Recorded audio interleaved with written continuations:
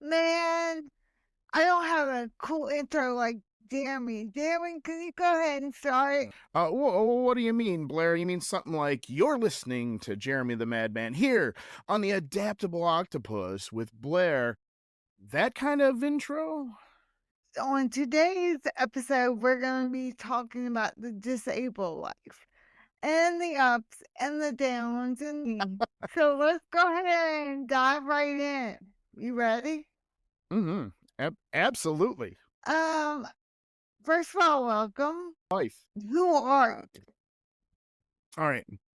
So we have Jeremy the Madman as a character, but the real life me, my name is Jeremy Huggins. I am 45 years old. I have right hemiplegia, cerebral palsy, very mild case.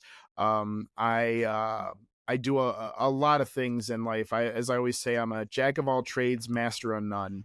I'm a part of professional wrestling. I'm a part of the Twitch community. I am a part of my own podcast, if you will, slash radio show. Now, was there any time that you wanted to stop? Like, this is too hard and I'm just going to give up. Not to the fact of that it was too hard and I was gonna give up, to the fact of I was burnt out. Um, you know, one of the things, and I feel like this might be a thing for people with disabilities anyway, is when we do something, when we put our mind to it, we're all in, right? We're 1,000% all in. I not that I've ever said it's too much for me, I want to quit. It's more of the fact of I'm doing way too much at once. I need a break, and we'll be back, in a month or so. Yeah. I have cerebral palsy, Hmm.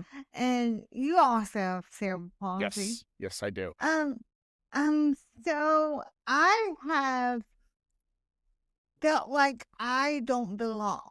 Hmm. So I'm going through getting ready for a big Podfest event Hmm. in Orlando, and I just see these other creators with these amazing graphics with like it looks like they have their shit together. And I'm over here struggling and I just don't know how to navigate asking for help, who to ask for, you know, with I don't know how to ask without seeming entitled. Hmm. Well, Um, I feel like nobody's ever got their shit together. Let me tell you, I feel like I don't even have my shit together. But, you know that old saying, "Fake it till you make it," kind of deal.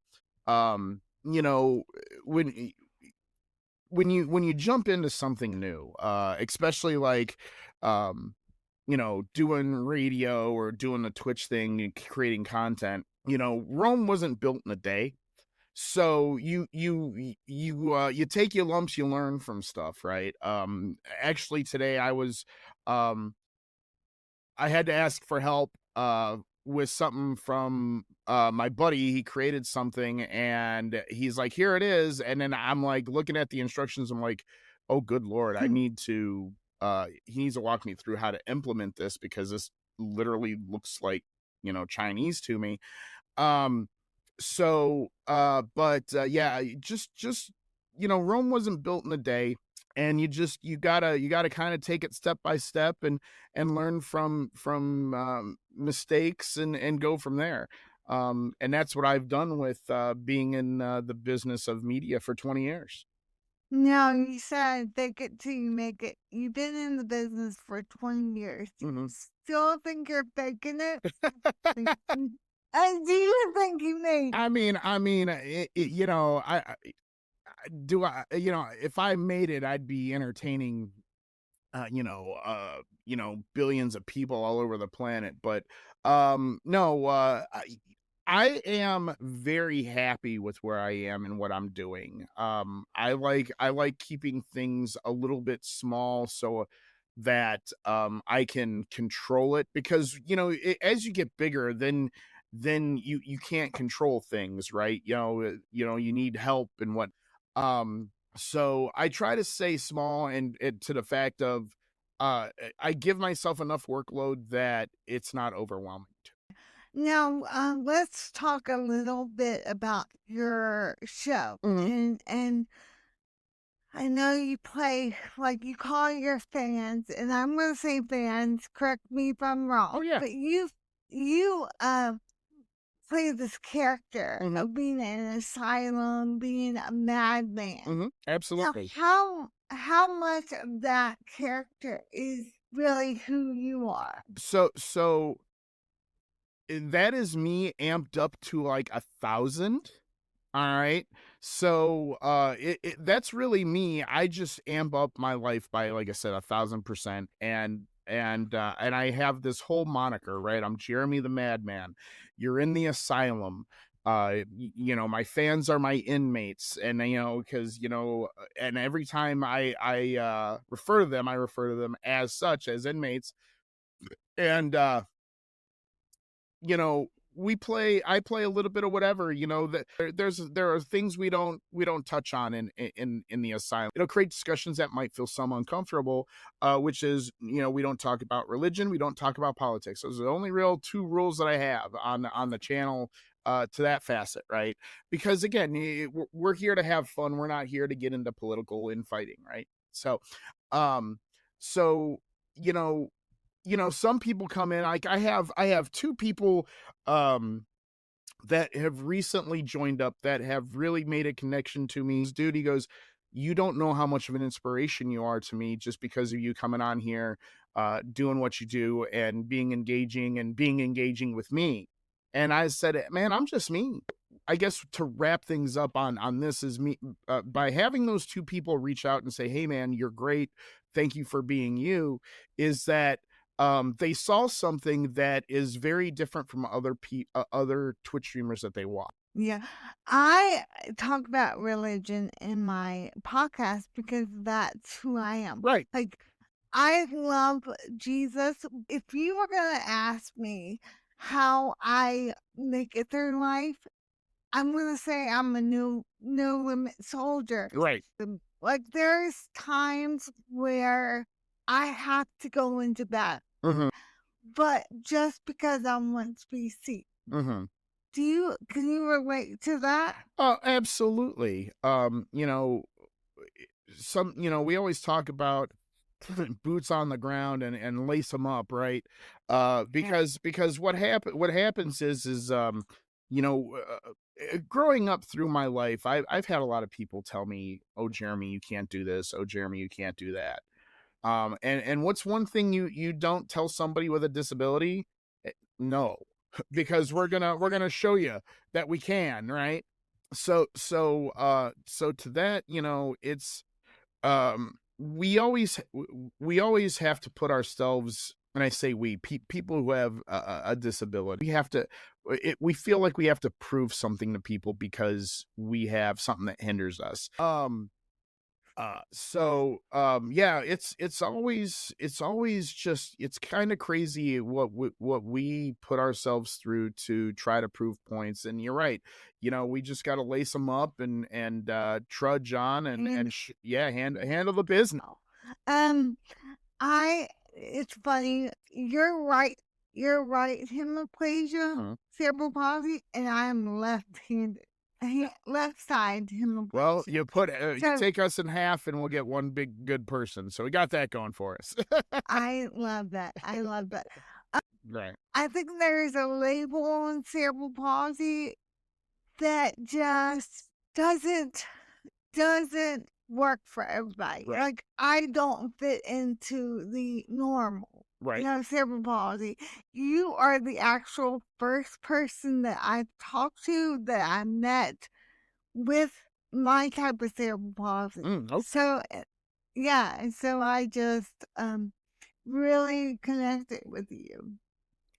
Yeah, it's kind of crazy, it's funny because I have a handicap placard, and so I get to park, 5 feet away from the entrance. And And I've had idiots come up to me because I was younger, and they're like, "You shouldn't be using that." And I put out the GIMP hand, and I'm like, "Oh yeah, really?" And they're like, Mm, "Oh, oh." I'll never forget the one time I had this old dude come up and accost me, and I turned around, I said, "Cerebral palsy," and once he saw my hand, he walked away, and I'm like, "Yeah, walk away, you dumb old bastard," because I was just hot.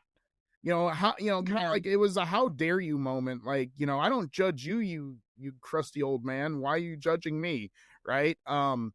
So, I gave him the business, and once he figured it out, I also had that happen one time. I was sitting at a table that had a handicap symbol on it, and somebody rolled up. I was eating with my sister, somebody I refer to as a sister.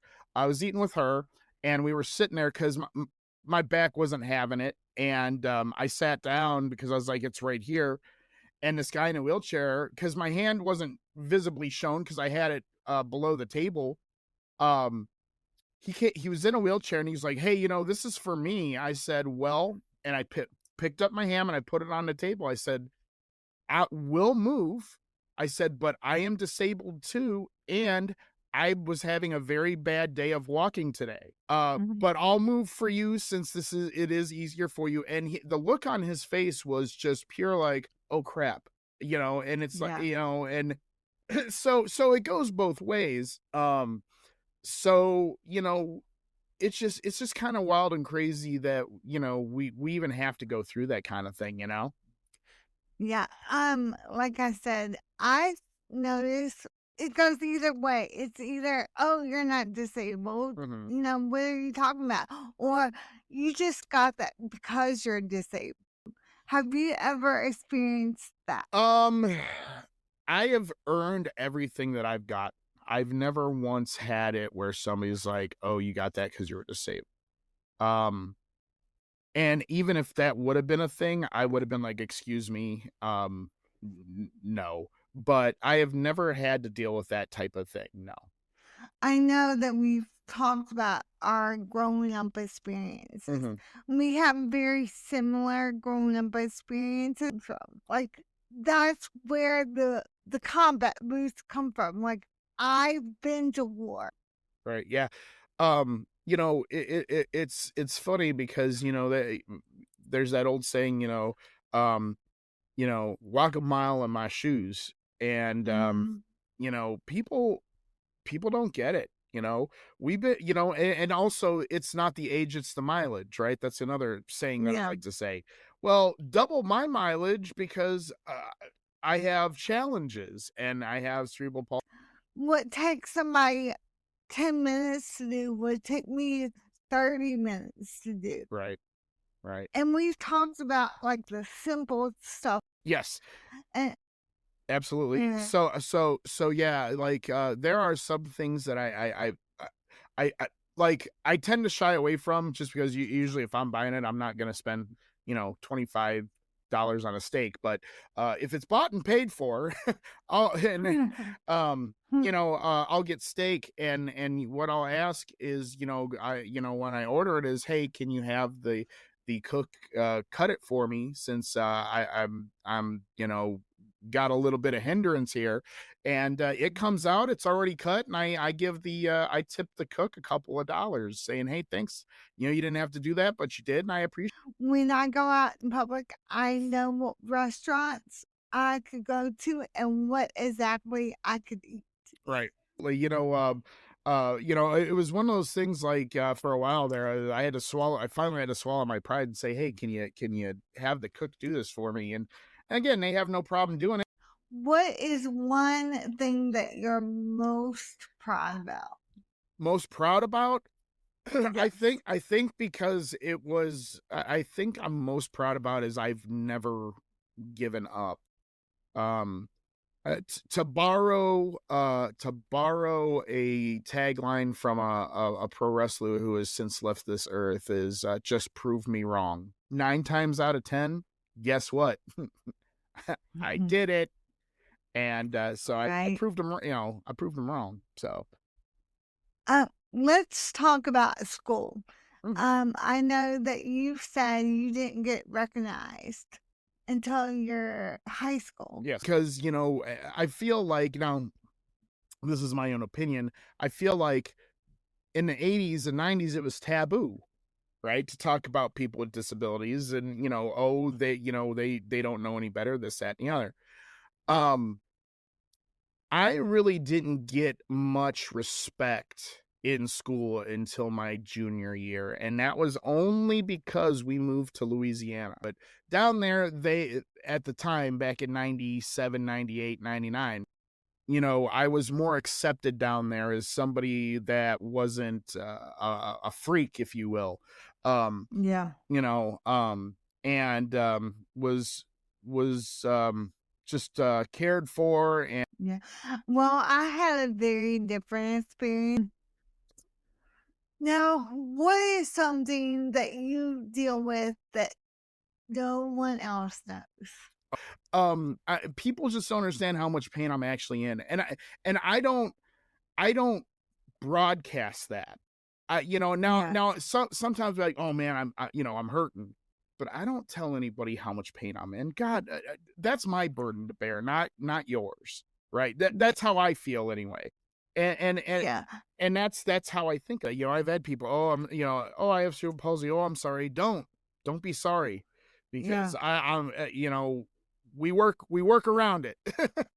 I think my biggest thing that I hide is I can't tie my shoes. Yeah.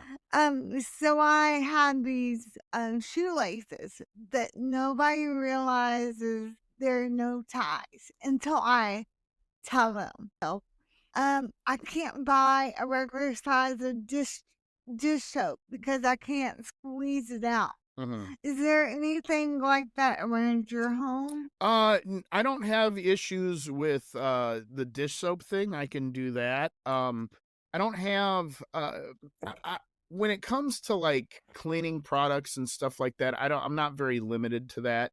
Um, I Mhm. can't tie my shoe as well. I do have a shoe that's all cloth. That's a high top. That it's